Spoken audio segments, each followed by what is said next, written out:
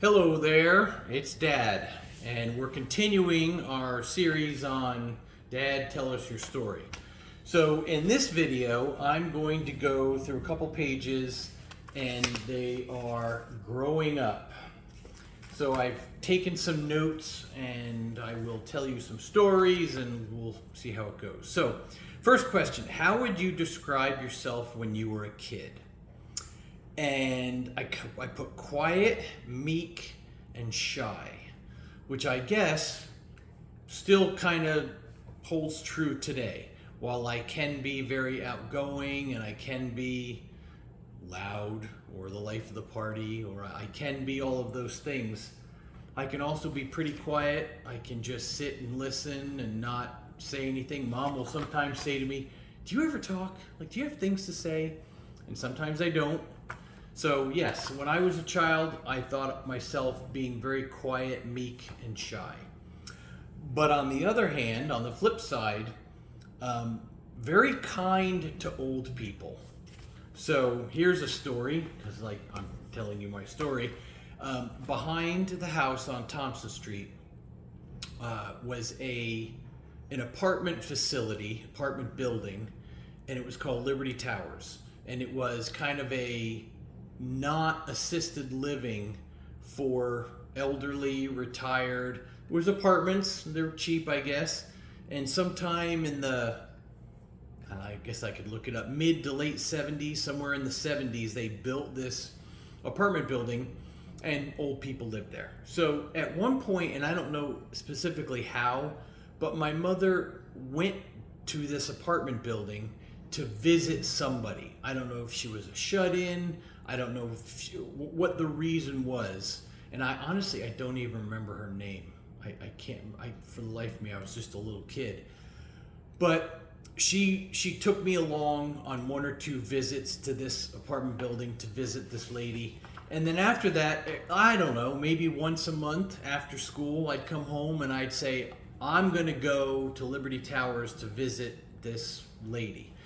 And I would bring a game like Connect 4, the game Connect 4. This old woman loved Connect 4.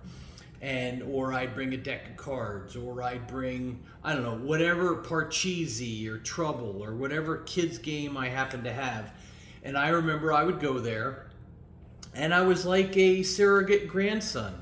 You know, I'd visit with her for an hour and tell her about what's going on in school, and she would talk about whatever is going on with her, and we'd play a game, and you know, it was just a social visit. So while I was quiet, I was also outgoing, and I made it a point to be nice to old people. I guess good karma, right? Because now I'm getting old. It'd be nice if somebody's nice to me. I wrote, I could sell anything. So this is true. So growing up as a kid, there was this mail order company called Olympic Cards. I'm sure if you Google it, Olympic Cards, 1970s. It was stationery, personalized stationery, greeting cards, birthday cards, bereavement cards, whatever. Because back when I was a kid, there was no such thing as a smartphone or a cell phone or email. You wrote, either you spoke to somebody on the phone or you wrote them a letter or you sent them a card. So I was constantly going around the neighborhood selling stationery, Olympic cards. Whenever there was a school function and they had a sale for something, I was always selling something. And like with Olympic cards, they had a catalog and you could earn so many points for the stuff that you sold and then redeem that for, like, I remember one time I got a little camera. I got like an X-Acto knife set. Whatever, miscellaneous little things, gifts and toys or prizes, whatever, that you would get by selling Olympic cards. And I was so good at it. I mean, I made a killing. I always had money, and if I had money, I had to spend it. You ask Grandpa, if I had $1, that dollar would burn a hole in my pocket figuring out a way to try and spend it. So I was kind, meek, shy, very kind to old people. I could sell anything, and I love to spend money. Now, that has since changed as an adult, but when I was a little kid, I like to spend money. And lazy as the day is long. So I say that because if there was a way to do something faster, cheaper, easier, and with less effort, I would do it.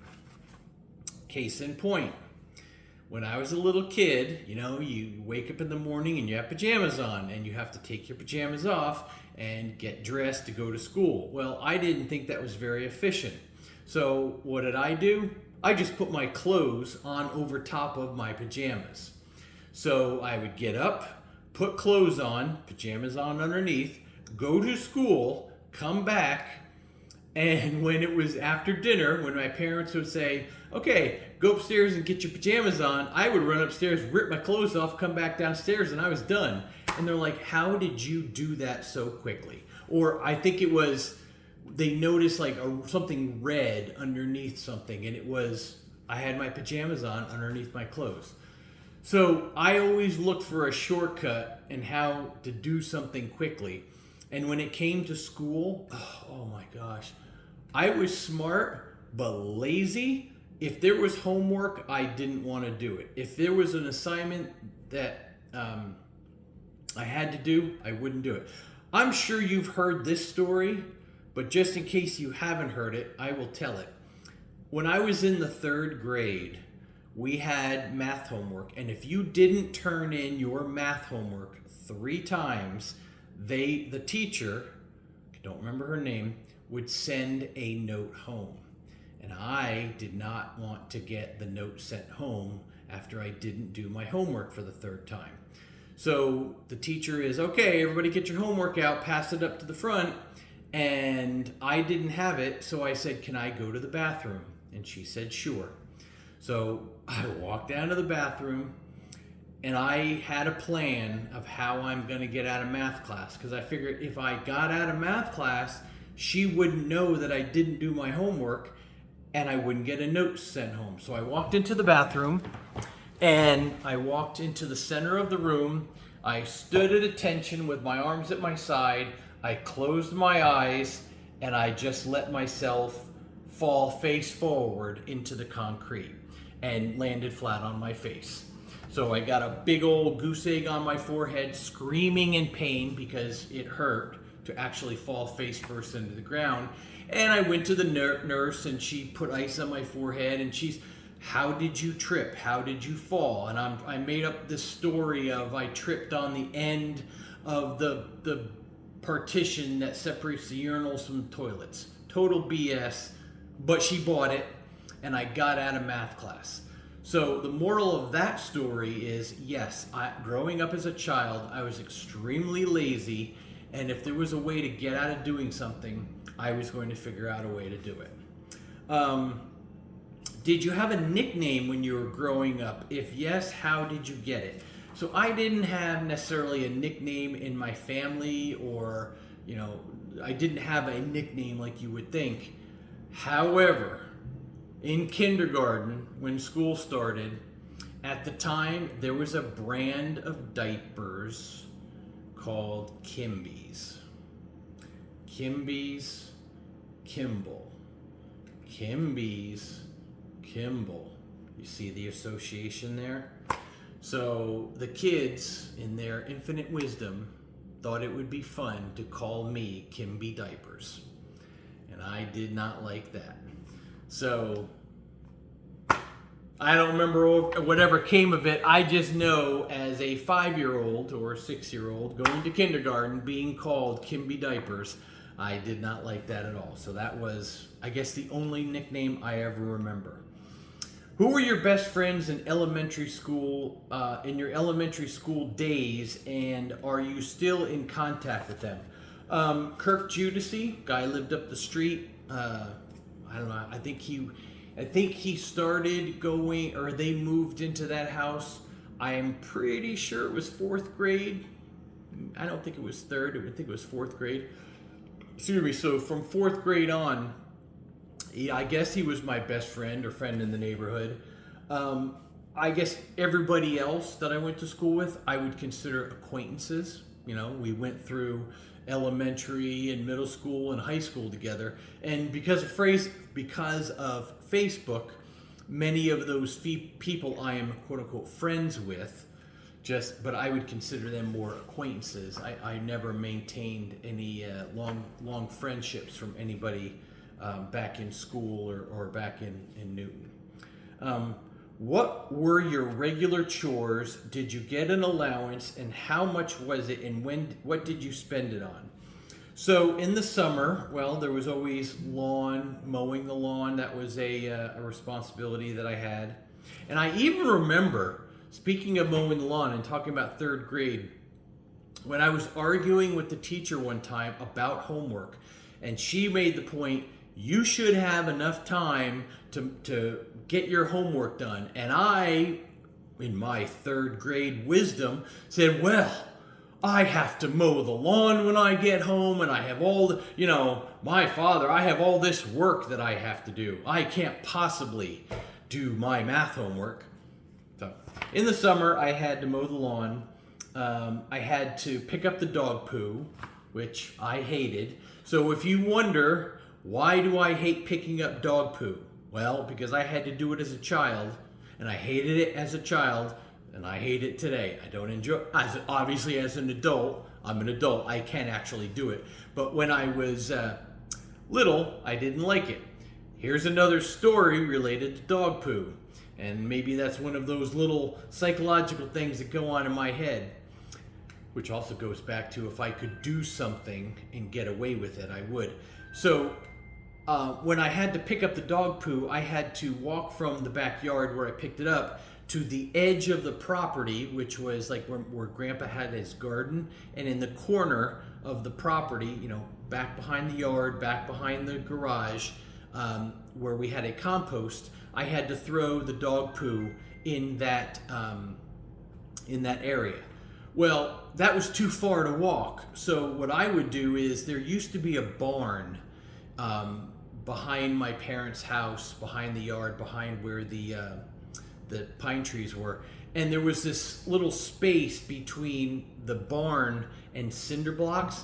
So I would just take the dog poo and just throw it in the hole, and got rid of it. You didn't see it anymore, but that was easier than walking the extra 20-30 feet to the compost. Well, one day, and I don't remember specifically how, but my father found that I was throwing all the dog poo between the barn and the cinder blocks, because he pulled some of the cinder blocks away, and this mountain of poo came rolling out onto the ground. And of course, he grabbed me, and he was so mad that I would take the shortcut to throw the dog poo there as opposed to throwing it in the compost, that he grabbed the back of my head and pushed my face into a pile of dog poo. Now, most of it was dry, so it wasn't like I had fresh dog poo on my face, but it was still dog poo. Yeah, that kind of probably left a lasting impression as to why I don't like picking up dog poo anymore. Whatever Dad was doing, I was doing. So it wasn't, let's say, a regular chore, but my father didn't pay anybody to do anything. If there was something that needed to be done, something that needed to be fixed, built, constructed, repaired, whatever the task was, my father did it himself, and that meant I did it with him. Wherever he was, that's where I was.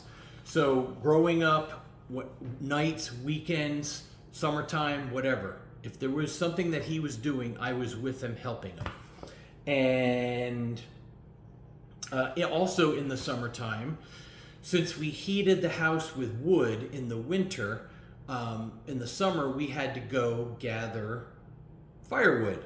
And we did that by going out into the farmland of Sussex County, and my father knew tons of farmers who always had trees that they wanted cut down, either trees that were already fell, or somebody wants a tree cut down. So my father always knew places where we could get free wood.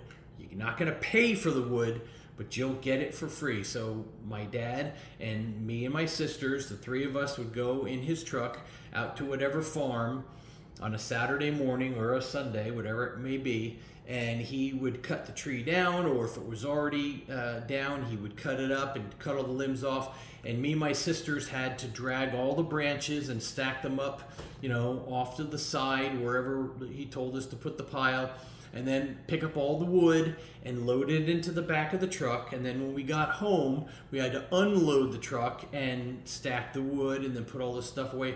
I mean, there were times we'd get home at 7, 8 o'clock at night, and he'd actually be stringing up lights so we could finish unloading the truck of wood.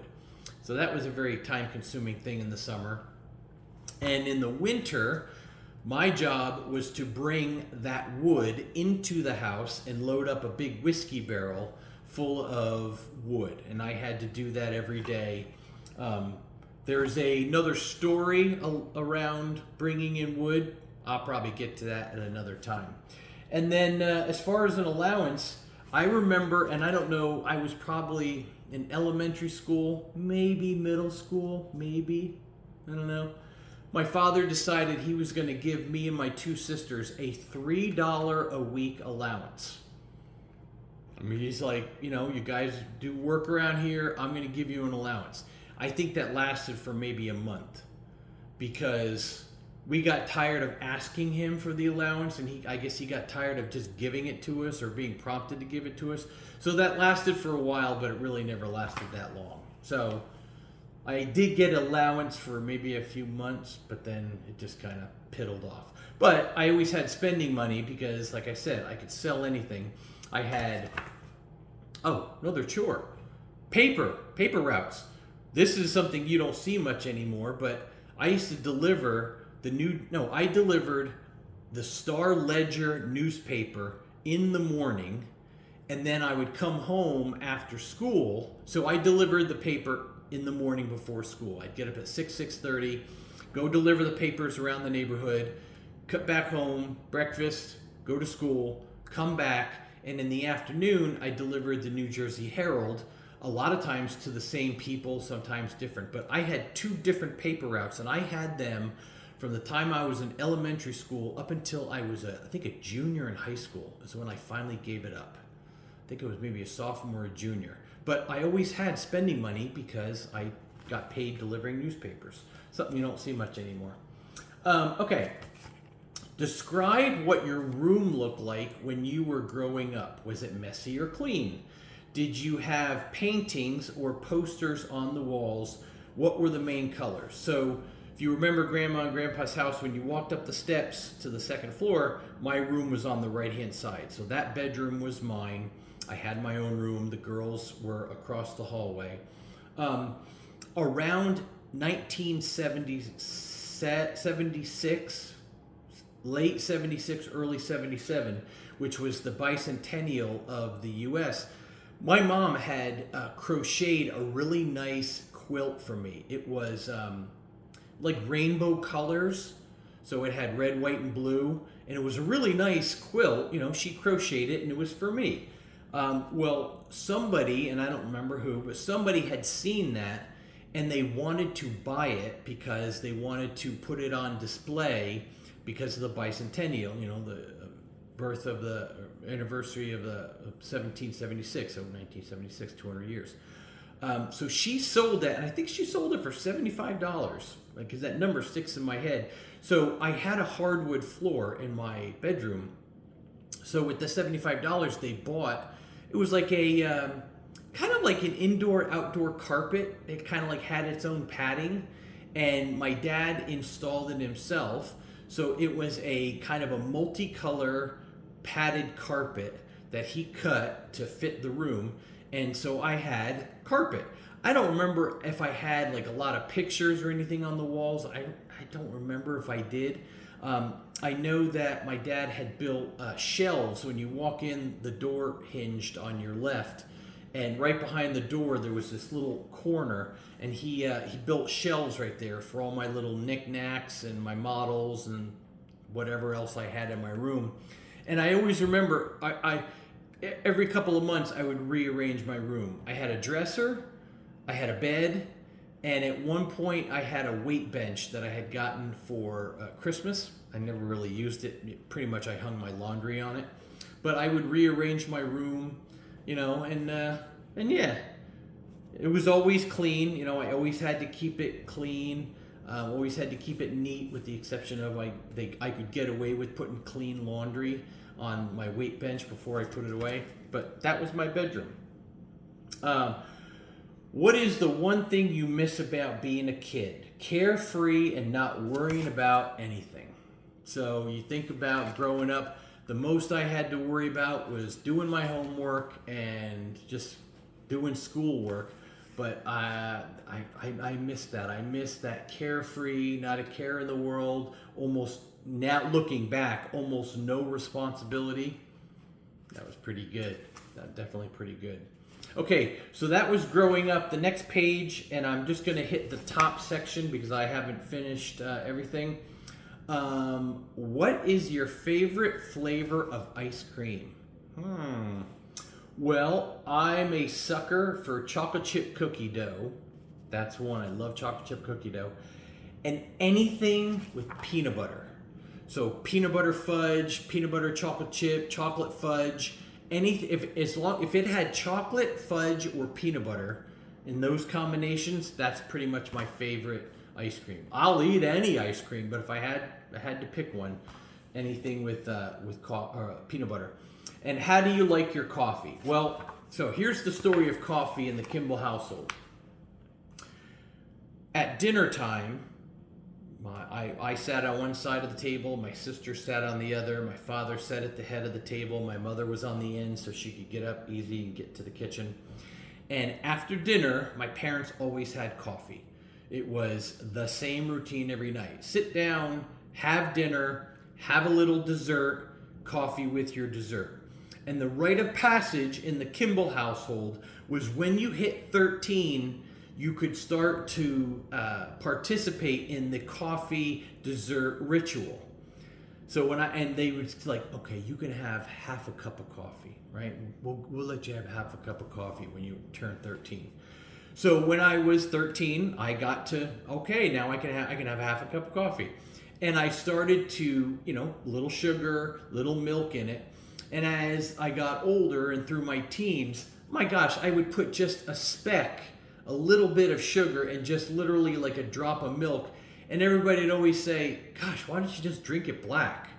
Like the amount of sugar and the cream you put in is so little, might as well just drink it black. I'm like, yeah, probably should.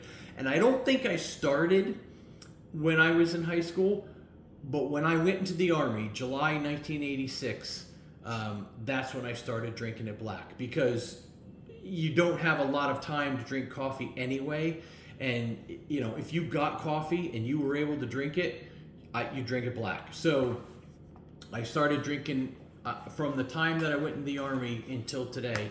That's how I started drinking coffee and started drinking it black. So that is the what I worked up to now. The next time I'll go through the rest of the book, make another video, and I will fill you in on Dad's life. Okay, so that's it for now. Have a wonderful day. We'll talk to you again soon. Okay, bye.